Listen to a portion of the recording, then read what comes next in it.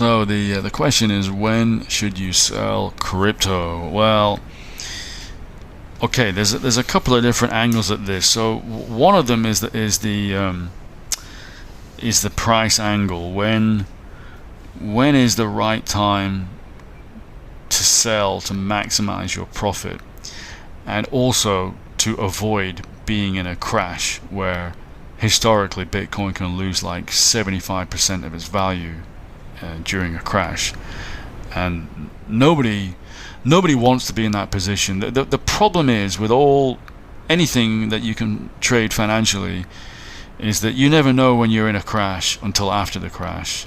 You can look back and you can say, oh man, I was right in the thick of it and lost all that value. But nobody knows at that moment when they were in it that it was going to turn out to be a crash. And at the time, it can quite often appear to be just a small loss of value, and it'll probably turn around and come back, and then you test it again, it goes down even further, and you think, well, it came back last time, is it going to this time? Should I hold on? Should I sell? Oh, if I sell, it's probably going to go up. That type of thing. The markets are always playing games on people, so always very difficult to know when to sell. So, yeah. When should you sell? It's a super difficult question. Well, what I would personally say is pay attention to the markets, keep abreast of what's going on, both macroeconomically, but also in the technical analysis. Now, there's a ton of people on YouTube, these technical analysis nerds, and most of them are just charlatans, and be very wary of them.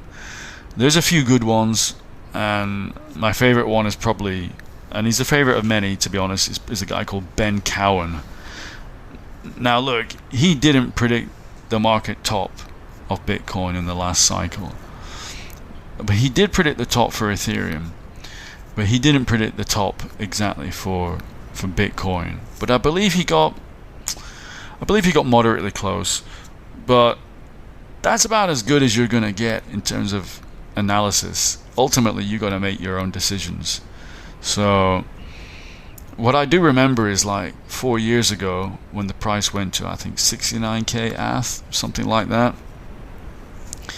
And the first time it got close to it, and it dived down to about 50k or something. And then not long after, it went back up again.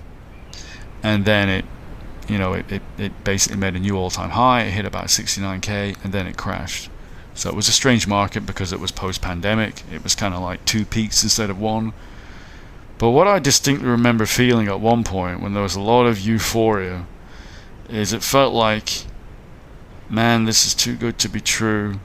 It feels like this would be the right time to sell. Like, I don't want it to be. And a lot of people at the time were saying it's going to go to 100k, right? There was all this euphoria, but it felt pretty crazy. And I remember feeling this, and of course I took no action, and the market crashed, and most people didn't take any action either at that time. So yeah, it's definitely difficult, but you got to listen to what your inner self is saying as well. Now, one thing you can do, rather than just holding a bag and taking it all the way to ATH, and then is breaking ATH all the time, new all-time highs, and then hoping to sell right before it crashes, which is pretty much impossible. Nobody knows. What you can do instead is, as it goes through those heady heights, you should really start to skim profits off the top. And that's a bit of insurance, right? And when you skim profits off the top, and each time you do it, you can just take off 5 to 10%, something like that. But what you're doing is you're locking in your gains. It's like insurance. You're potentially limiting you're limiting your potential gains if you hadn't done that, right? And you time it exactly. But you know that you're only human and that no one can time it exactly, and you're locking in profit early. And I think that's a good idea to lock in early. And and just skim off, take profits, skim off a little bit more every time it goes up, as you're really getting towards uncharted territory. And I think most people who've been burned in the past would agree with that advice. Nobody sells right before the crash. Everything. No one can time it. Nobody knows when that day is coming, right? It's totally impossible. So that's what I would say in terms of selling. I would say take profits and pay attention. You'll never know exactly when it's about to happen, but you'll get a good feeling. And if you watch people like Ben Cowan, he'll show you that there's also a lot of data to support the fact that the risk of holding right now is getting much higher than it was before. Risk of a crash is much higher than it was before. It's less of a bright idea to be all in at a certain point.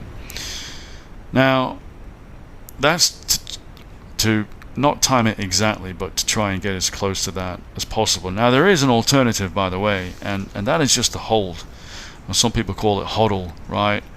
Hold on for dear life. It just means just buy and keep regularly buying, and don't think about selling. Just keep buying. Go through market crashes. Just hold on. Ignore all the panic around you. And if you do that, historically, you should make about 30% per year just from Bitcoin alone. If you do that with Ethereum and with other coins, that is not necessarily true. Really, Bitcoin is the only one to have proven that if you just buy and hold, that you should probably profit. Like I said, average 30% per year. And that's not the case for the other coins. You may end up losing even in the long term.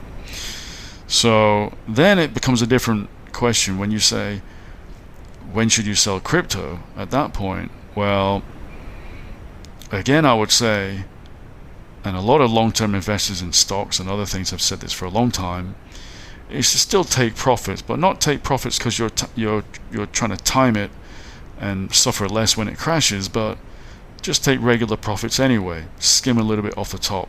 That's what a lot of investors do with big portfolios, that they will take profits at, I don't know, every 6 months or something like that. Just skim some profits off the top. Use it for something else. Maybe enjoy it. I don't know what. You decide, right? It's always good to skim profits, just in case there's that almighty once-in-a-century crash of everything, the stock market, crypto, everything. Just skim some profits, okay? Maybe war is going to break out. Skim some profits. You don't want to be all in on crypto. So that's always a good idea. And as well, for many people, what happens is that there may come a day when you may want to actually sell a lot, and I've read about this. This doesn't affect me personally. I wish I was in this position, but there are some people in a position where they're like, well, I can afford to pay off the mortgage at this moment. What should I do? Should I keep holding, or should I actually cash out and pay off the mortgage? And a lot of people say, well, just cash out. Or a lot of people say, I paid off the mortgage. And in nearly all cases, they say, like, I got no regrets whatsoever, because what's the point of trying to build wealth if you don't actually use it to enhance your life? Otherwise, it's just a number on a screen, right? If you don't actually use it to affect your life in some real way, then the whole exercise is pointless. So if it means paying off the mortgage, or if it means, I don't know, being able to afford to pay your kids' college tuition or something, and it's a super important thing to do, and they're not just going to college because they're bored or whatever, but it's really going to transform their lives, then do it. There's nothing wrong with it. Now, and a lot of these people, what they do is afterwards they say, right, and I'm going to continue to stack sats, I'm going to keep DCAing back into Bitcoin, and it doesn't matter that it's a higher price now than when I started. I still believe in it. I'm still going to continue investing. I just took out a huge chunk. Some people might take a different view. They might take a sort of medium view, and what they might say is, they might say, as I've explained in some of my other videos, use that Bitcoin as collateral to get a loan, and then use that loan to fund whatever you want to do in the medium term, and that way you're not giving up your Bitcoin. You're still in the market. So that's another way of looking at it. You don't necessarily have to sell your crypto. You could use it to get a collateralized loan of US dollars. So and then you can pay off your mortgage or do whatever you want. And of course you still have to pay back that loan, but you're still in the market with your crypto. But yeah, different choices for different risk appetites and different circumstances. I'm not going to comment to say what someone should do. I'm in no position to give financial advice. I'm just laying out the different options here. So hope you found this interesting. If you did, please give it a thumbs up. Please leave a comment down below. Ask any questions if you would like. I'll see you again soon. Take care. Bye bye.